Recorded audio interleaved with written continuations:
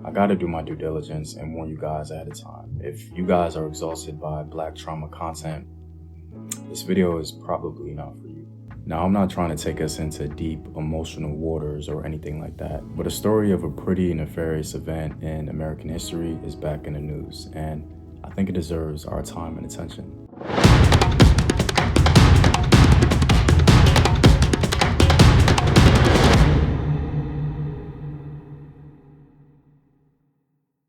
What up, African World? It's Sultan here. I'm back at it with another video of African history, culture, and worldview. Today, we're going to be focusing more on the diaspora. Quick little plug. As I prepare to teach my son African history, I want the names of great Black men of the past from the African continent to roll off his tongue with ease, something I wasn't really privy to as a kid. So I wanted to share what I created with you guys. I recently finished my book of covering the most prodigious kings of the African continent. It includes maps, illustrations, timelines, essentially all the work I've done over the years, all wrapped up into one. And I'll be starting a Kickstarter real soon for it. Many of the kings on this list I've actually never heard mentioned in popular culture. So if you want the ones you love, especially your little ones, to know about the great Black men of the past from the African continent, now's your chance to support this Kickstarter. Be sure to stay tuned. So according to recent news, a predominantly Black neighborhood in St. Louis, Missouri was allegedly a part of a secret government operation or experiment by the US Army. And this all apparently took place during the Cold War. The people in this neighborhood recall a foggy cloud rolling through the streets, and according to the individuals featured in the News Nation story, over the years, their health suffered because of it. Now, the health effects are hotly contested, with one source actually claiming that the levels of chemical exposure were, and I quote, far below dangerous levels. Admittedly, I find that increasingly hard to believe, given American history.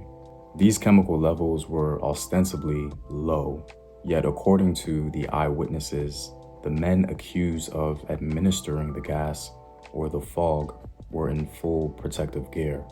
The lack of consent is really irrelevant here. Like, no one consents to potential bodily harm in that particular setting. According to the report, children were literally running from the fog and mothers were closing their windows. It's a scene straight out of a low-budget horror movie. Despite the Army's claim of the innocuous nature of the fog, the people in this neighborhood boldly say that the health toll is real, and they want independent testing to confirm this. They also demand compensation and an apology. I mean, regardless, exposure to random chemicals is terrifying. If this fog was truly harmless, why the selective nature of the test subjects? Why not broaden the scope?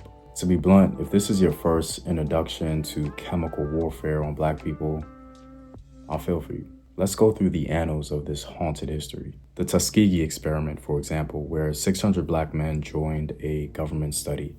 399 of them had syphilis and 201 did not. They were promised medical care, but were never told they actually had syphilis and were denied the effective treatment of penicillin so the disease could be observed. This went on for 40 years. In the 1840s, enslaved Black women were experimented on via gynecology without anesthesia. Nothing more needs to be said about that one. Their names were Anarcha, Lucy, and Betsey. You also had the Holmesburg prison experiments from the 50s through the 70s. A disproportionate amount of Black men were affected by this. Chemicals, cosmetics, and even radiation were tested on them. And we have books like The Color of Law, where author Richard Rothstein tells us how industrial waste facilities were disproportionately placed in Black neighborhoods. Modern public health studies revealed just how pernicious these waste facilities could be on Black communities.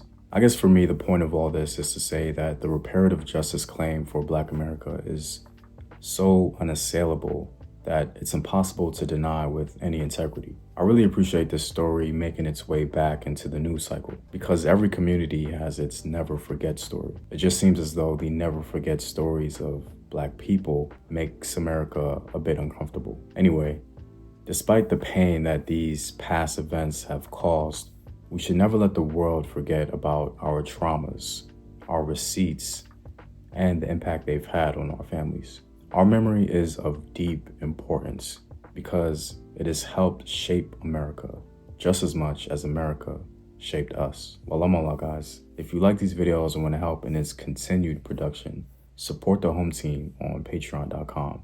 The link is in the description box below. Know thyself. Remember your ancestors. Peace.